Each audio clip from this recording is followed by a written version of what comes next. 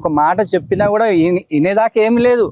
వాళ్ళ పని వాళ్ళు చేసుకొని వెళ్ళిపోవడమే తప్పించి వాళ్ళని మళ్ళీ చిన్నపిల్లలు ఉన్నారు వాళ్ళని ఒక పక్కన తీసుకుందాం అనేది ఒకటి ఏం లేదు.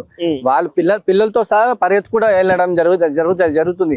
ఇంత ముందు అట్లా జరుగుతుంది, ఈ రోజు కూడా అట్లా జరుగుతుంది, నిన్న నుంచి అదే జరుగుతుంది. వాళ్ళకి కనీసం పెద్దలకు నిద్ర లేదంటే ఒక మాట, చిన్న పిల్లలకు కూడా నిద్ర లేకుండా చేసేసారు ఈరోజు.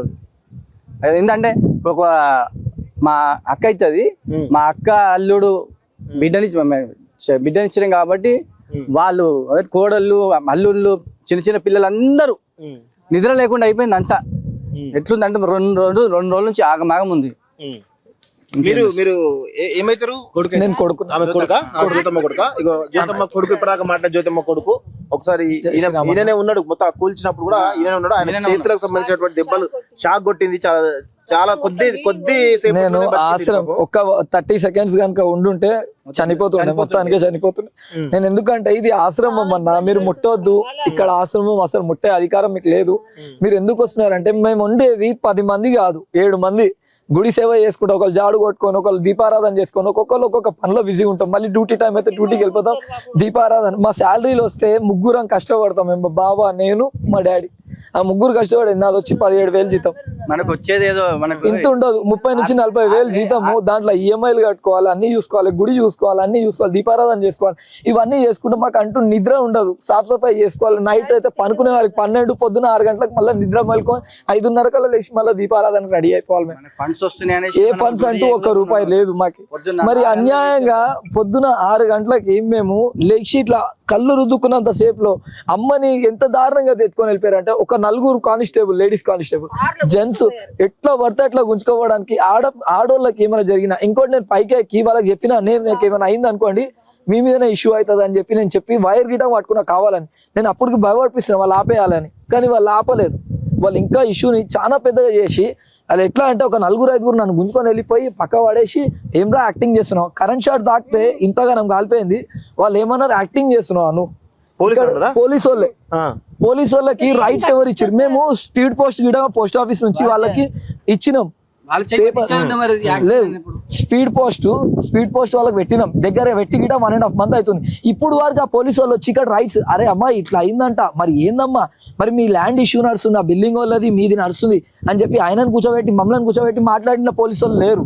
ఇక్కడ అడిగింది ఏం లేదు, కానీ ఇక్కడ మాట్లాడకుండా ఇదంతా అన్యాయంగా చేపించేస్తున్నారు. ఇప్పుడు లాస్ట్ ఇయర్ గిటగా నేను ఒక 35 లక్షలు లాస్ అయినా, ఈసారి మళ్ళీ 20 లక్షలు. ఇంకొక రూపాయి వచ్చిన ల్యాండ్ పైసలు బయట పెట్టుకొని ఎక్కడో ల్యాండ్ తీసుకుని దగ్గర 15 ఏళ్ల కింద నేను చిన్న ఉన్నప్పుడు అమ్మ నా గురించి తీసుకున్న ఆ జాగా పేపర్ పెట్టి పైసలు తీసుకొచ్చి ఇట్లు కట్టిందని, ఆశ్రమం కట్టింది. అట్లా అన్ని కూలగొట్టిరన్నా అన్న. ఆ పైసలు కట్టలేమా అన్న? ఆ పైసలు కట్టలేము, ముందు పైసలు కట్టి ఉంటూనే ఉన్నాం. మొత్తం 55 లక్షలు కట్టేది ఉంది. మా పరిస్థితి ఎవరికి చెప్పుకోవాలన్నా? మాకు రూపాయి అంటూ పుడతలేదు. పుట్టకుండా ఇల్లు నడవడము కష్టము కాదన్న. శివరాత్రి టైంలో మీరు చూడండి, రూమ్స్ చూడండి, శివరాత్రి టైంలో శివమాల వేసుకొని శివమాలలో దొంగతనంగా రూమ్స్ కట్టడానికి శివమాలలో నడుస్తుందన్న. మాల మీద ఉన్నప్పుడు ఎట్లుండాలన్న చెయ్యాలి. ఆ రూమ్స్ వేసేసిరన్న. ఈ రూమ్స్ వేసి వాళ్ళకి లోకల్ ఎమ్మెల్యే పవర్ వాళ్ళకు ఉంది కాబట్టి వాళ్ళు ఇంత అధికారం నడుస్తుంది. మా దగ్గర ఇవన్నీ లేవు కాబట్టి మాకు ఒత్తిడి పడుతుంది అన్న. ఒక ఆడపిల్ల కష్టపడుతుంది,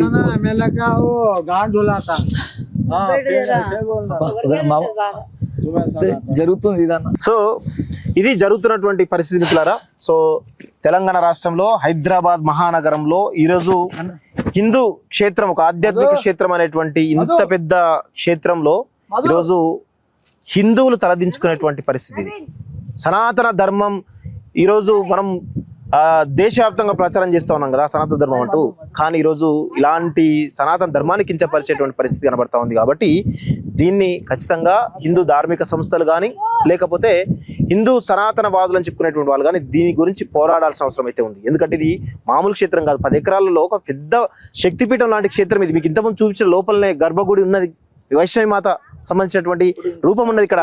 సో ఇది కాస్ట్లీ ఏరియా అని చెప్పేసి దీన్ని ఈరోజు స్థానిక రాజకీయ నాయకులు, ఈవెన్ బీజేపీతో సహా అన్ని పార్టీలు కూడా ఈరోజు కుమ్మక్కై ఎంత పెద్ద ఎత్తున కబ్జాలు చేయడానికి ప్రయత్నిస్తున్నారు చూడండి. ఇక్కడ వైష్ణవి దేవి తరపు నుంచి ఇక్కడ మాట్లాడుతున్నాము. మేము ఇక్కడనే ఉంటాము. నేను అంటే మాకు పెళ్ళి 8 సంవత్సరాలు అవుతుంది. నేను వచ్చినప్పటి నుంచి ఇప్పటికి 2 సార్లు అవుతుంది ఇక్కడ. అంటే ఒకసారి 1 year అవుతుంది ఒకసారి అయ్యి, మళ్ళీ ఇప్పుడు మళ్ళా దౌర్జన్యం. ఇది రాజకీయాలలో కలపలేదని మాకు ఇంతగానం సతాయిస్తుండ్రు వీళ్ళు. రాజకీయం అంటే రాజగృహ కల్ప కాదు ఇది, అంటే ఇది పోలీసు వాళ్ళది కాదు. ఇక్కడ దొంగలు అంటే దొంగలు ఉన్నారు, పక్కన శివాలయం వాళ్ళు ఉన్నారు, వాళ్ళది అంటే నాతనే కట్టిన వాళ్ళు కూడా. మేమైతే పొద్దుగాలనే మాకు ఎందుకు మాకు స్టే ఆర్డర్ ఉంది కోర్టులో, స్టే ఆర్డర్ ఉండంగానే మాకు భయం ఏం లేదు. మాకు అన్ని పేపర్స్ ఉన్నాయి, వాళ్ళ దగ్గర లేవు పేపర్స్. వాళ్ళు దొంగలు లేక వచ్చేసి పొద్దున మేము పడుకుని ఉంటే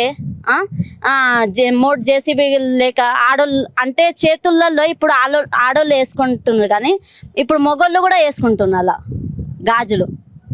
అవి రాజకీయం వాళ్ళు కూడా అట్లా వేసుకుంటున్నారు గాజులు అన్నమాట. కొజ్జోళ్ళు అయిపోయినారు ఇప్పుడు, కొజ్జోళ్ళ కంటే ఎక్కువ అయిపోయినారు. కొజ్జోళ్ళన్నా కొంచెం భయపడి ఎవరి దగ్గర వస్తలేరు. కానీ అన్న మీకు ఒకటి చెప్పాలంటే, ఇటు సైడ్ నుంచి ఒక 30 మంది అన్న, అటు నుంచి ఒక 30 మంది వచ్చారు. మొత్తం కంప్లీట్ గా ఈ ల్యాండ్ ఈ సరౌండింగ్ లా 80 మంది వరకు గ్యాదర్ అయిపోయారు. మార్నింగ్ అన్న ఎట్లా అంటే పోలీసు వాళ్ళదే ఒక 60 మంది ఉన్నారన్న. మేము వాళ్ళకి సిఐకి చెప్పే వచ్చామన్న, ఇట్లా మీరు ఇక్కడ రావడం రైట్స్ లేవు సార్, మీకు మరి ఏంది మాది మన పేపర్స్ అన్న, మీకు పేపర్స్ ఇచ్చిన వాళ్ళు తీసుకోవట్లేదు, మరి మేము కేసు ఇస్తలేదు ఎందుకు తీసుకోవట్లేదు? ఈ లోకల్ కేసు పోలీసు వాళ్ళకి ఏమైంది? ఇక్కడ లోకల్ పోలీసు వాళ్ళు పబ్లిక్ కి సపోర్ట్ చేయరా? ఎవరైతే రాజకీయ నాయకులు ఉంటారో వాళ్ళకి సపోర్ట్, ప్లస్ ఇట్లాంటి బిలియనియర్స్ అంటే ఎవరైతే కోట్ల సంపాదిస్తారో వాళ్ళకి సపోర్ట్ చేస్తారా? అది ఎంతవరకు న్యాయం సార్? ఇంకా మేము ఏమన్నా వాళ్ళకి ఏమన్నా అన్నాం అనుకోండి, మా మీద లేని నిందలు పెట్టి నేను వాళ్ళని తిట్టకపోయినా తిట్టినా అని ఒక కంప్లైంట్. నా తల్లి మా ఇంటికాడ ఆశ్రమం పెట్టి పిల్లలు 2 వచ్చి మన దగ్గర ఉంటుండే, వాళ్ళ భార్యాభర్తలు ఏంటంటే తాగుపోతున్నారు. ఆ పిల్లల్ని రోడ్ మీద వదిలేసి ఆ పిల్లల్ని తీసుకొచ్చి మన దగ్గర పెట్టి వాళ్ళని మంచిగా చేసి స్కూల్ చదివిస్తే వాళ్ళకి తీసుకెళ్లి వాళ్ళ పేరు మీద గిట్ట కేసు బుక్ చేయించారు. ఏంది బాల కార్మికుల కేసు కింద నువ్వు ఇట్లా అని చెప్పి మా అమ్మ మీద ఒక కేసు బుక్ చేయించారు. అది కాక మళ్ళా ఆయనకంట తిట్టినామని చెప్పి నా మీద ఒక కేసు, అది కాక మా మామయ్య వాళ్ళు సత్యనారాయణ స్వామి గురించి ఏమో మాట్లాడారు అని చెప్పి మా అమ్మ మీద ఇంకో కేసుల మీద కేసులు. ఇది ఎంతవరకు న్యాయం అన్నా? మేము ఎవరికి చెప్పుకోవాలి ఈ బాధ? మాకు పొద్దుగా ఇప్పుడు ఈ రోజు రాత్రి ఎట్లా అనుకోవాలి అన్నది మాకు మంచిగా లేదన్న. అంటే ఇంతగానం కట్టినాము, వర్షాకాలం వచ్చేసింది, సరేలే ఈ రోజుకైతే మనకి కొద్దిగా 2 రూములు వస్తాయి, మిగతా ఆశ్రమం అయిపోతుంది, సామాన్లన్నీ మెటీరియల్ దాంట్లోకి వెళ్ళిపోతాయి అని అనుకున్నాము.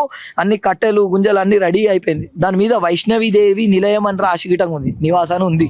అది ఉన్నా సరే వాళ్ళు కావాలని దాని మీద జేసీబీ కొట్టినాను. అది మళ్ళీ ఈ షాప్ మీద గిటంగా వైష్ణవీదేవి కిరాణా స్టోర్ అని చెప్పి గిట్టంగా పెట్టినాం, అమ్మవారి పేరు మీద పెట్టాం. ఎందుకంటే ఎవరైనా ముట్టినా ఆ భయం ఉండాలని. కానీ అది అవన్నీ ధిక్కరించి వాళ్ళు కావాలని పర్సనల్ గా తీసుకురానా అన్న. హైడ్రా చేయలేనప్పుడు వీళ్ళకి ఇంత అధికారంగా పంపించి వీళ్ళు ఇరగొట్టే అధికారం ఏందన్న? మీకు ఒకటి చెప్పాలన్న, వాళ్ళు ఇరగొట్టేది ఉంటే కొత్త ఇరగొట్టేది ఉంటే పాత దాని మీద ఎందుకు చేయబెట్టిరన్న? మీరు అబ్జర్వ్ చేయండి ఒకసారి, చాలా ఇబ్బంది పాలు పెట్టిరన్నా. సో ఇది మొత్తానికైతే హిందూ ధర్మాన్ని కాపాడాలని చెప్పేసి, హిందూ ప్రచారాన్ని చేయాలని చెప్పేసి ఈ రోజు ఒక క్షేత్రాన్ని, శక్తిపీఠం లాంటి ఈ క్షేత్రాన్ని నిర్మించేటువంటి ప్రయత్నంలో భాగంగా వాళ్ళ మీద అనేక రకాల అక్రమ కేసులు రాజకీయ నాయకులు అధికారులు కలిసి పెడుతున్నటువంటి విషయం చాలా స్పష్టంగా చూస్తున్నాం. సో ఇప్పుడు రావాల్సింది హిందూ సనాతనవాదులు అని చెప్పుకునేటువంటి ధార్మిక సంఘాలన్నీ కూడా ఇక్కడికి రావాలి. భారతీయ జనతా పార్టీ నుంచి మొదలుపెట్టుకుంటే, ఆర్ఎస్ఎస్ మొదలుపెట్టుకుంటే, బజరంగ్ దళ్, విహెచ్పి లాంటి సంస్థలన్నీ కూడా, హిందూ వాహిని లాంటి సంస్థలన్నీ కూడా ఇక్కడికి వచ్చి వీళ్ళకి అండగా నిలిచి వీళ్ళపైన జరుగుతున్నటువంటి ఆకృత్యాలు, అక్రమ కేసులు, ఈ భూ కబ్జాలు ఏవైతున్నాయో వీటిని కట్టడి చేయాల్సినటువంటి అవసరం ఈరోజు వారిపైనే ఉంది అని చెప్పేసి కూడా చాలా స్పష్టంగా మేము చెప్తా ఉన్నాం. ఇది ఇక్కడ సత్యనారాయణ స్వామి టెంపుల్ ట్రస్ట్ సంబంధించిన భూముల విషయం, వైష్ణవి మాత టెంపుల్ సంబంధించినటువంటి ఆ ప్రాంగణంలో ఈరోజు మనం చాలా స్పష్టంగా ఆ తల్లి సాక్షిగా మనం చెప్తా ఉన్నాం. ఈ ఖచ్చితంగా ఇలా ఈ టెంపుల్ కాపాడేదాకా మాలాంటి వాళ్ళ ప్రయత్నాలు ఖచ్చితంగా వీళ్ళకు అండగా ఉంటాయి. వీళ్ళ గురించి ఖచ్చితంగా వీళ్ళకి అండగా ఉండి వీళ్ళ తరపున కొట్లాడే దిశగా మా ప్రయత్నాలు ఉంటాయని చెప్పేసి కూడా చాలా స్పష్టంగా మేము చెప్తా ఉన్నాం. ఇది కాలేజ్ టీవీ గ్రౌండ్ రిపోర్ట్. చూసుకోండి college TV. Thank you very much. మనం హిందూ వాహిని కానీ ఏదైనా కానీ మనం ప్రతి దానికి మనం సపోర్ట్ చేసినాం. ఇక్కడ మీరు దేవుని గురించి కొట్లానికి రండి, కొట్లానికి మాట్లాడండి, హెల్ప్ చేయండి. మేము ఏ ప్లాట్ అమ్ముకోలేము, ఏం చేయలేము. కానీ ఆయన ఓలో మాటలు విని ఏం చేస్తున్నాడో, ఆయన ఏం చేస్తున్నాడో ఏందో తెలియదు. ఒక ఆడపిల్ల సపోర్ట్ చేస్తుంటే మన ఉప్పల రాజన్న, ఉప్పల రాజన్న అని ఉన్నారు. ఉప్పల రాజన్న వచ్చారు, ఈ ఫ్యామిలీ మెంబర్స్ గా టెంపుల్ కి ఇది చేద్దాము, ఇది చేసినాము. ఆర్కే జైన్, ఉప్పల రాజన్న వీళ్ళందరూ ఉన్నారు, వచ్చారు. గుడి గురించి ప్రతి దానికి సపోర్ట్ చేస్తాము, మేము ఉన్నాము, మేము చేస్తాము. అమ్మ నువ్వు ఆడపిల్లవి, నువ్వు బాధపడకు మేమున్నాం ప్రతి దానికి అని చెప్పారు. కానీ ఎవరు వచ్చినా సార్ ఓన్లీ ల్యాండ్ గురించి వస్తున్నారు ఇక్కడ. ఎవరు వచ్చినా ల్యాండ్ గురించి వస్తున్నారు. 500 గజాలి, నాకు 1000 గజాలి ఇయ్యకపోతే మాత్రం ఈ ప్రాబ్లమ్స్ ఏ నుంచి ఇస్తాం సార్? ఇది మనం టెంపుల్ గురించి కొట్లాడుతున్నామా, మన ఇంటి గురించి కొట్లాడుతున్నామా? ఎవరు వచ్చిన ల్యాండ్ కావాలంటే మనం ఏం చేద్దాము? మన హిందూ ధర్మం మేడికోవాలి. రేపు ఏ పబ్లిక్ వచ్చినా పండుకోనికి వస్తారు, ఓలో చచ్చిపోయారు నిద్రకు వస్తారు, వాళ్ళకి నిద్రకు వచ్చిన వాళ్ళకి మనకు రూమ్ ఇవ్వాలి. ఇవన్నీ అవే సార్, ఇవన్నీ అవే. గోశాల ఇదంతా గోశాల ఇవ్వండి సార్. ఇక్కడ మన దశానం పంచదశానం జూనా ఉప్పల రాజన్న అయితే ఫ్యామిలీ మెంబర్ సార్. ఇక్కడ ఇదే గోశాల ఉండేవాళ్ళు. ఇదే గోశాల. ఇప్పుడు కూల్చేసాక గోశాల కట్టాము.